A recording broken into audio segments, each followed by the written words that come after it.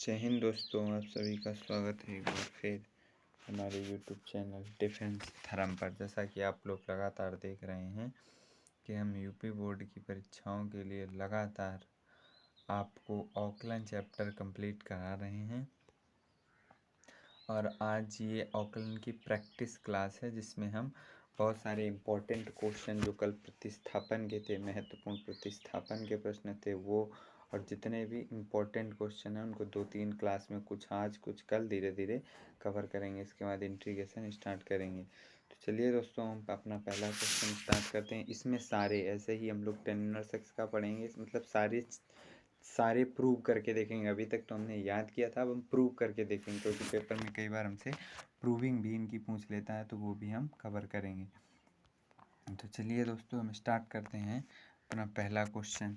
पहला क्वेश्चन है कि y बराबर साइन इनवर्स x का x के सापेक्ष अवकल गुणांक ज्ञात कीजिए।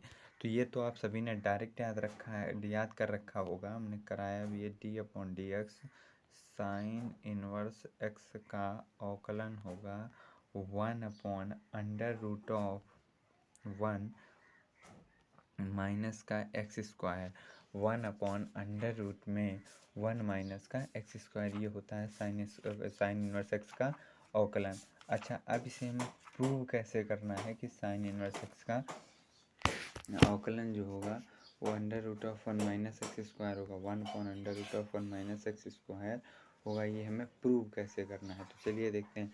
सबसे पहले क्वेश्चन है y बराबर साइन इनवर्स एक्स का x के सापेक्ष अवकल गुणांक ज्ञात कीजिए। तो सबसे पहले हम क्या करेंगे, इस पूरे क्वेश्चन में ये जो लिखा है ना, साइन इनवर्स एक्स का x के सापेक्ष अवकल गुणांक ज्ञात करें। तो सबसे पहले हम लिखेंगे, क्वेश्चन को सॉल्व करेंगे। माना y बराबर साइन इनवर्स x। तो यहाँ से जब y बराबर ये साइन इनवर्स x हो जाएगा तो हमारे पास पता चल जाएगा ये साइन इनवर्स का है। जब y के पास आएगा तो क्या बन जाएगा, त्रिकोणमितीय फलन। यानी कि ये साइन y बराबर क्या पता चल जाएगा, x। साइन y बराबर कितना हो जाएगा, x। तो ये दो स्टेप क्लियर हो गई कि साइन y बराबर कितना पता चल गया हमको, x। अच्छा, अब क्या करेंगे, x बराबर क्या कर देंगे हम लोग यहाँ से साइन y, जो अभी पता चला था। अब क्या करेंगे, दोनों पक्षों में x बराबर ये साइन y पता चल गया।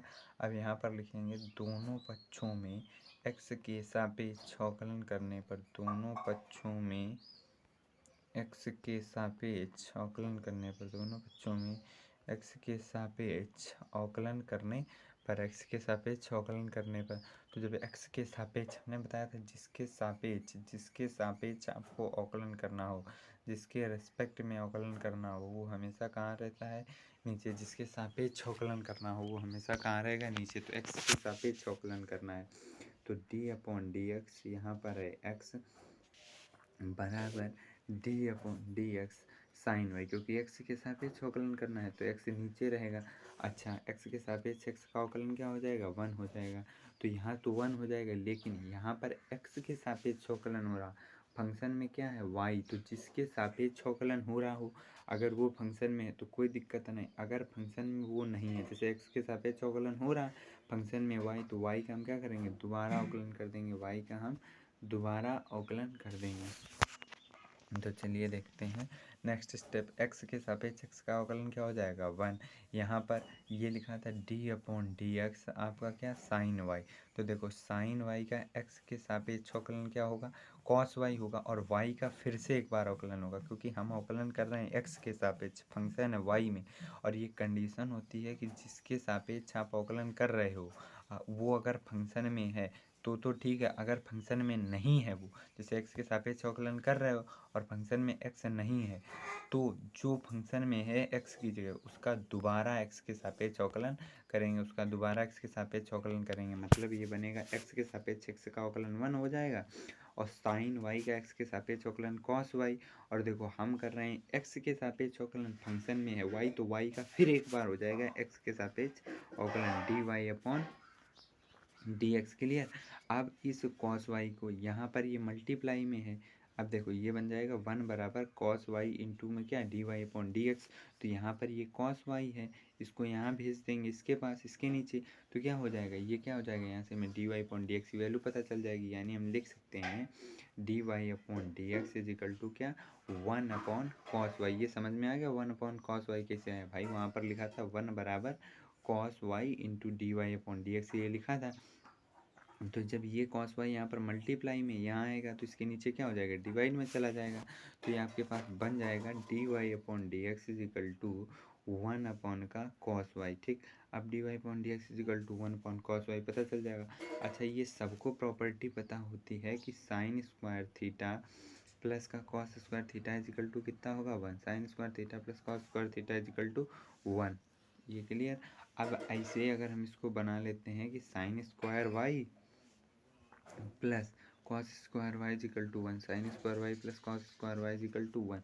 तो हम यहाँ से क्या लिख सकते हैं, cos square y is equal to लिख सकते हैं 1 माइनस का साइन स्क्वायर वाई। क्लियर भाई, sine square theta plus cos square theta is equal to 1, तो थीटा की जगह दोनों जगह सेम होना चाहिए तो हम वाई कर लेंगे, वाई बराबर 1। यहाँ से कॉस स्क्वायर वाई की वैल्यू पता चल जाएगी हमको, ये प्लस का है, जब इधर जाएगा तो क्या हो जाएगा माइनस का, तो 1 माइनस का साइन स्क्वायर वाई, ये हो गई कॉस स्क्वायर वाई की वैल्यू।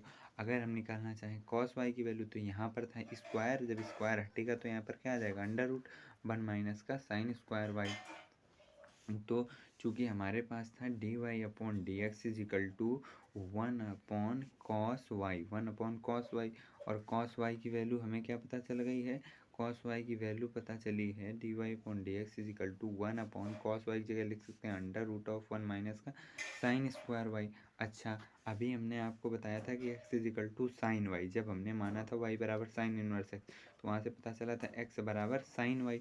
तो साइन वाई की वैल्यू कितनी x, इसको यहाँ पर आप पुट कर दो, साइन वाई की वैल्यू यहाँ से यहाँ पर आप पुट कर दो, तो आंसर क्या पता चलेगा आपको, d y upon d x is equal to 1 upon under root of 1 minus का साइन स्क्वायर वाई था। साइन स्क्वायर वाई की जगह साइन वाई की वैल्यू कितनी एक्स, तो स्क्वायर था तो ये भी स्क्वायर हो जाएगा।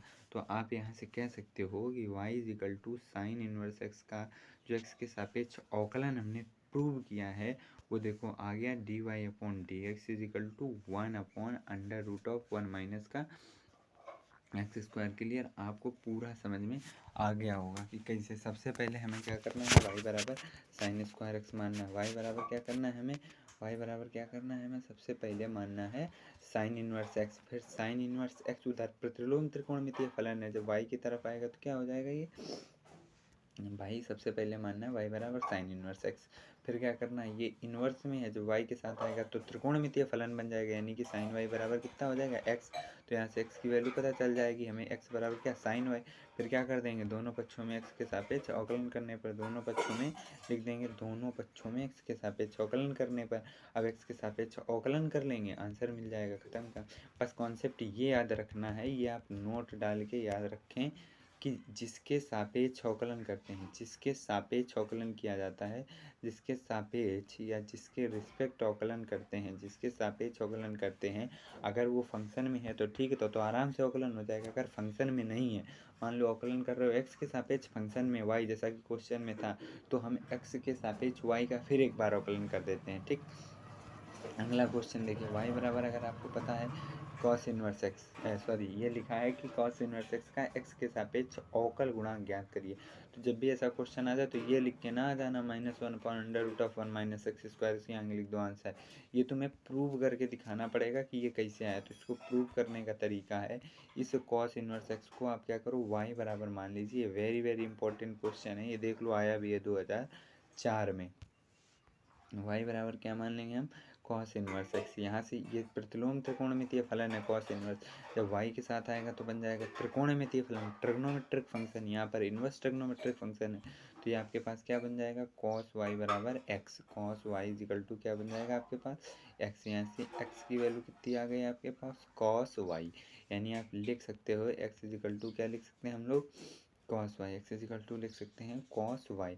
फिर क्या करेंगे, दोनों पक्षों में एक्स के सापेक्ष अवकलन करने पर, फिर यहाँ पर लाइन लिख लेंगे, दोनों पक्षों में एक्स के सापेक्ष अवकलन करने पर, यानी differentiation with respect to x, x के सापेक्ष अवकलन करने पर बोथ साइड, दोनों पक्षों में एक्स के सापेक्ष अवकलन करने पर यहाँ पर आप ये लाइन लिख लेना है x बराबर cos y, फिर इसके नीचे लिख लेना दोनों पक्षों में x के सापेक्ष अवकलन करने पर, दोनों पक्षों में x के सापेक्ष अवकलन करने पर, x के सापेक्ष अवकलन करने पर। ठीक, तो अब जब x के सापेक्ष अवकलन करोगे आप तो भाई फंक्शन ये हमारे पास x बराबर cos y, अगर हम इसका x के सापेक्ष अवकलन कर देंगे, अगर हम इसका x के सापेक्ष अवकलन करेंगे तो क्या हो जाएगा d/dx, ठीक, is equal to d/dx cos y। बस कन्फ्यूज आपको ये करेगा कि जिसके सापेक्ष अवकलन करते हैं अगर वो फंक्शन में है तो आराम से अवकलन हो जाएगा, नहीं है तो उसका फिर से एक बार अवकलन कर देंगे, जिसके सापेक्ष कर रहे हैं उसका फिर एक बार अवकलन कर देंगे जो फंक्शन में है। मतलब सीधा ये याद रखो कि जिसके सापेक्ष अवकलन करना है अगर वो फंक्शन में है तो ठीक है, अगर फंक्शन में नहीं है तो उसका उसी के सापेक्ष फिर एक बार अवकलन कर देंगे। अब देखो dx/dx की तो वैल्यू हो जाएगी 1, क्योंकि x का x के सापेक्ष क्या हो जाएगा अवकलन 1, तो ये पूरी स्ट्रक्चर बन गया आपके पास 1 बराबर cos y का अवकलन क्या हो जाएगा x के सापेक्ष माइनस साइन y, माइनस का साइन y, और हम अवकलन कर रहे हैं x के सापेक्ष, फंक्शन में है क्या y, तो y का फिर एक बार अवकलन हो जाएगा x के सापेक्ष d/dx y। ये चीज़ बिल्कुल आपको याद करके चलनी कि जिसके सापेक्ष अवकलन करते हैं अगर वो फंक्शन में है तब तो कोई दिक्कत नहीं, आराम से अवकलन हो जाएगा, अगर नहीं है तो उसका एक बार फिर से अवकलन होगा। जैसे कि यहाँ पर अवकलन x के सापेक्ष कर रहे हैं और फंक्शन में क्या y, तो y का फिर एक बार x के सापेक्ष अवकलन कर देंगे, यानी कि 1 बराबर माइनस का साइन y, तो पता ही होगा कैसे आया, क्योंकि d/dx cos x का जो अवकलन होगा क्या होता है माइनस का साइन x होता है, तो यहाँ पर x की जगह y है तो माइनस का साइन y कर दो, कोई दिक्कत नहीं। आगे लेके चलो y बराबर माइनस का ये होगा साइन y। अब देखो यहाँ पर क्या हो जाएगा dy/dx। अब क्या करेंगे, इस माइनस के साइन y को इधर भेज देंगे, ये इधर मल्टीप्लाई में इधर आएगा तो डिवाइड में बन जाएगा, यानी कि माइनस का 1 ये बनेगा साइन y, ये बनेगा आपका माइनस का 1/sin y बराबर dy/dx, dy/dx क्लियर हो जाएगा, dy/dx आपके पास ये बन जाएगा। अब क्या करेंगे, इस साइन y को, जैसे अभी हमने cos y को चेंज किया जैसे साइन y को चेंज कर लेंगे, तो जब साइन y को चेंज करेंगे, चूँकि हमने प्रॉपर्टी पढ़ रखी साइन स्क्वायर वाई प्लस का cos square y is equal to 1, भैया sine square theta plus cos square theta is equal to 1 होता है, उसी से थीटा की जगह आप y मान लो तो ये आपके पास प्रॉपर्टी बन जाएगी।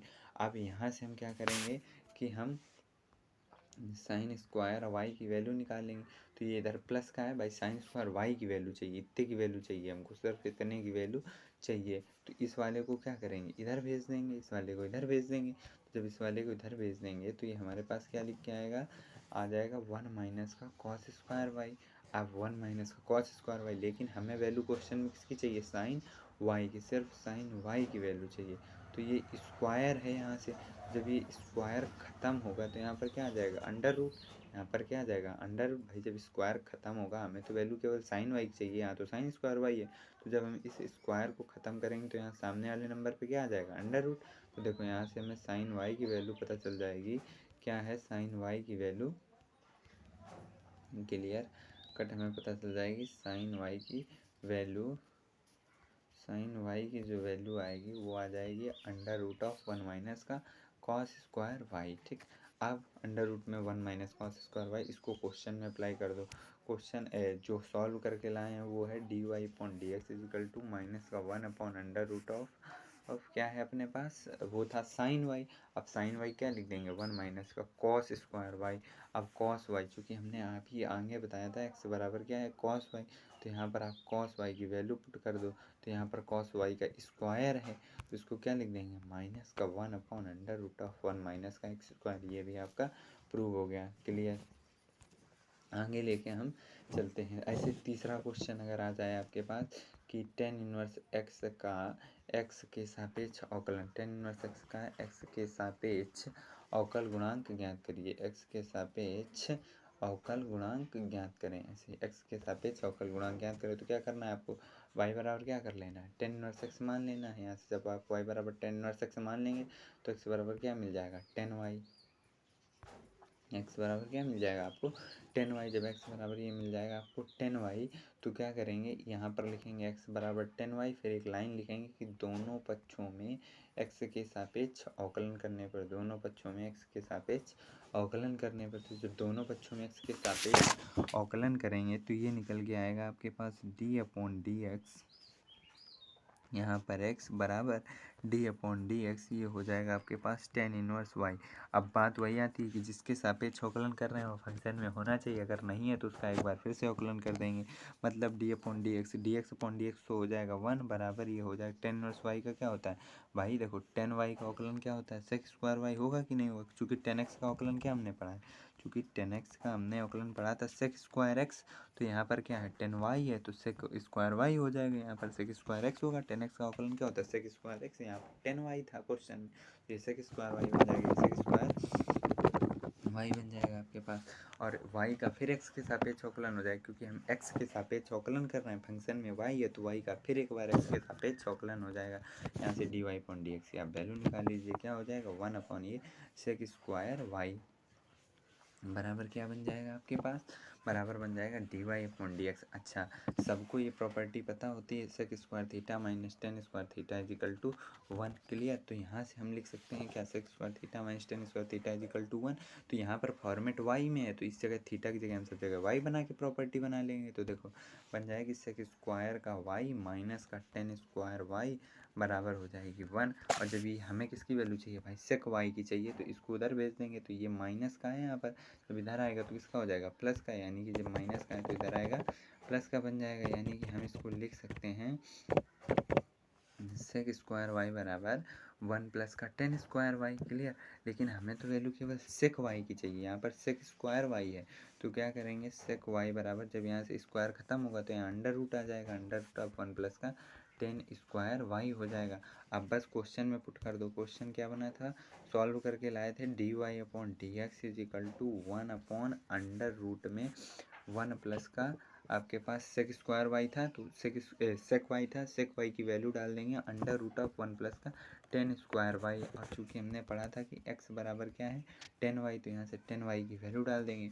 अच्छा, ये जो लिखा है ना 1/√1 प्लस का tan स्क्वायर y, इसको इसे लिख सकते हैं tan y का होल स्क्वायर, ये इंपॉर्टेंट चीज़ है, ये समझ लो आप, किसी भी नंबर को इसे भी लिखा जा सकता है। अब क्या करेंगे tan स्क्वायर y हो गया, अब tan स्क्वायर y ये जो है ना, इसकी जगह क्या कर देंगे हम लोग tan y की वैल्यू डाल देंगे, tan y की वैल्यू x है, तो अपने पास पूरा प्रूव होके आ जाएगा।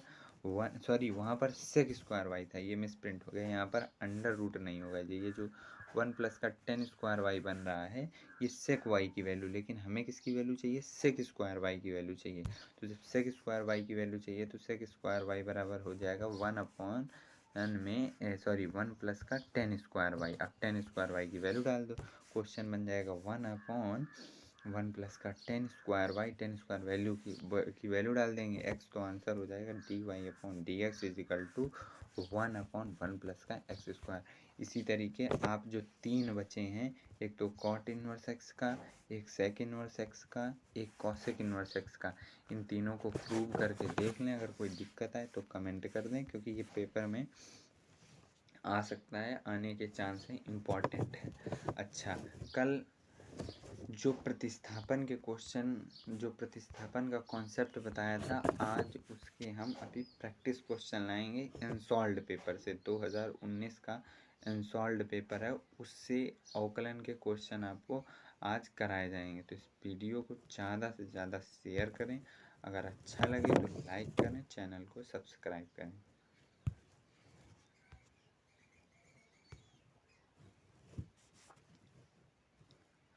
चलिए दोस्तों, ठीक है।